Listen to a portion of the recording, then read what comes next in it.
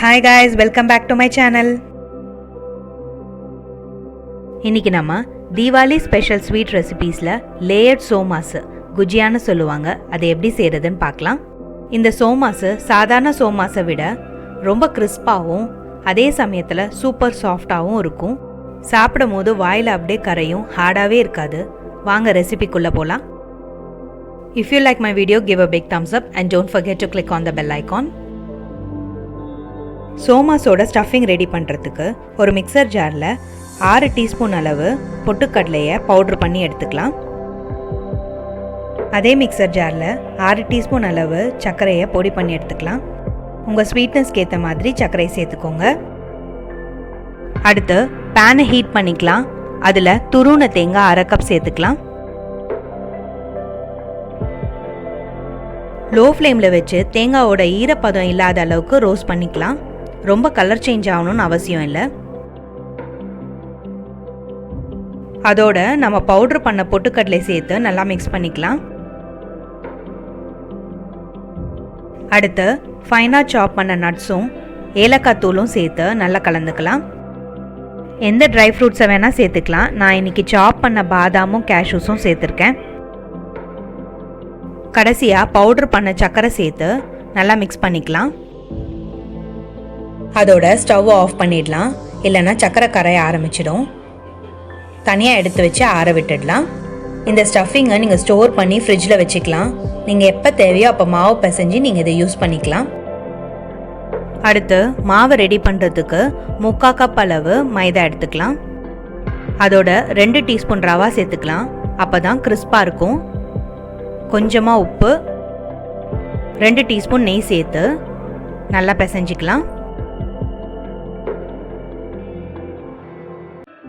தண்ணி எதுவும் சேர்த்துடாமல் எல்லாத்தையும் நல்லா மிக்ஸ் பண்ணிக்கலாம். மாவை நல்லா இறுக்கமாக பிடிச்சோன்னா அந்த ஷேப் நமக்கு ஹோல்ட் ஆகணும். அதுதான் கன்சிஸ்டன்சி. இப்போ நம்ம தண்ணியை கொஞ்சம் கொஞ்சமாக சேர்த்து பிசைஞ்சிக்கலாம். கொஞ்சம் கொஞ்சமாக தண்ணி சேர்த்து நல்லா சாஃப்டான டோவாக பிசைஞ்சிக்கலாம். ஒரு 2 to 3 நிமிஷம் நல்லா நீட் பண்ணி நல்லா சாஃப்ட் டோவாக ப்ரிப்பேர் பண்ணிக்கலாம்.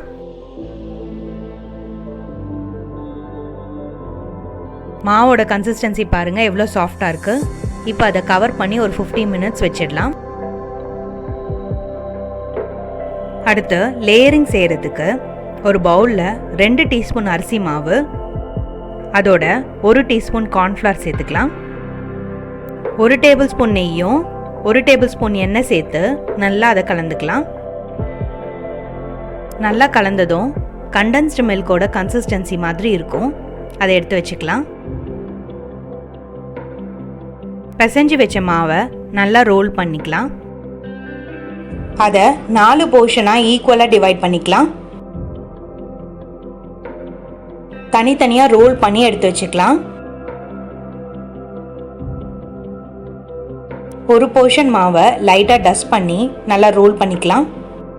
மேக்ஸிமம் எவ்வளோ தின்னாக ரோல் பண்ண முடியுமோ அந்த அளவுக்கு ரோல் பண்ணி எடுத்துக்கலாம். ரோல் பண்ண ஃபர்ஸ்ட் லேயரை தனியாக எடுத்து வச்சுக்கலாம். இதே மாதிரி 4 போர்ஷன் மாவையும் ரோல் பண்ணி தனித்தனியாக எடுத்து வச்சுக்கலாம்.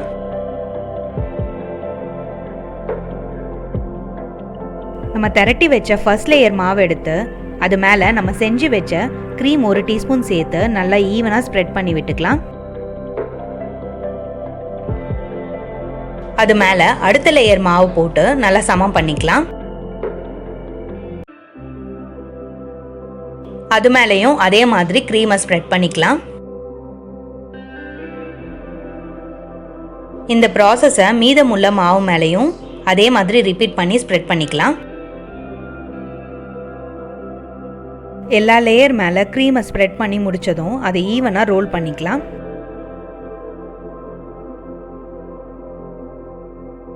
மாவை நல்லா சமம் பண்ணி தின்னாக ரோல் பண்ணிக்கலாம்.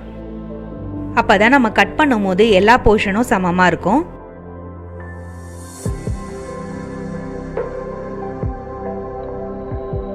எட்ஜஸை கட் பண்ணி தனியாக எடுத்து மீதமுள்ள மாவை ஈக்குவல் போர்ஷன்ஸாக டிவைட் பண்ணிக்கலாம்.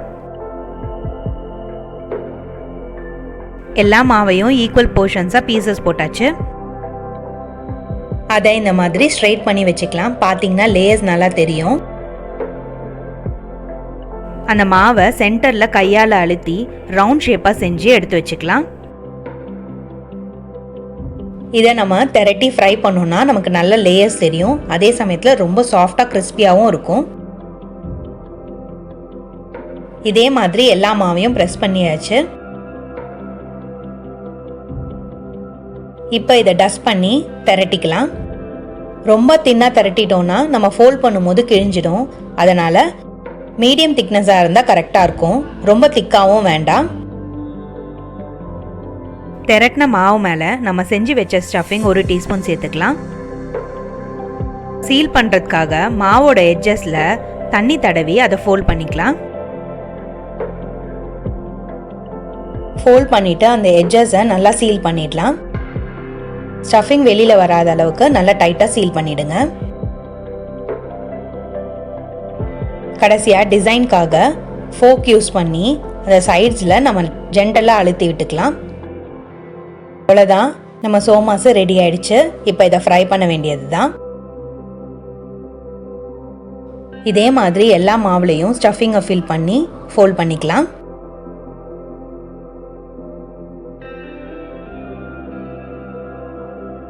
இதை நம்ம ஃப்ரை பண்ணும்போது நமக்கு லேயர்ஸ் நல்லா தெரியும். எல்லா மாவுலையும் ஸ்டஃபிங்கை ஃபில் பண்ணி ஃபோல்ட் பண்ணியாச்சு.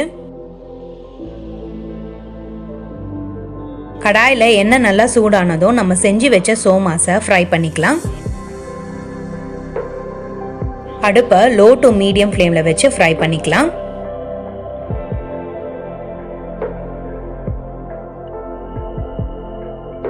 ஒரு சைடு ஃப்ரை ஆனதும் ஜென்டலாக இன்னொரு சைடு திருப்பி விட்டுக்கலாம். சோமாஸ் கலர் சேஞ்ச் ஆகி எண்ணெய் நல்லா அடங்குற வரைக்கும் ஃப்ரை பண்ணிக்கலாம்.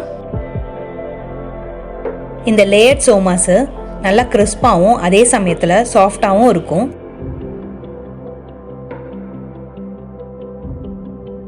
நல்லா ஃப்ரை ஆகி எண்ணெய் அடங்கிடுச்சு. இந்த ஸ்டேஜில் நம்ம எடுத்துடலாம்.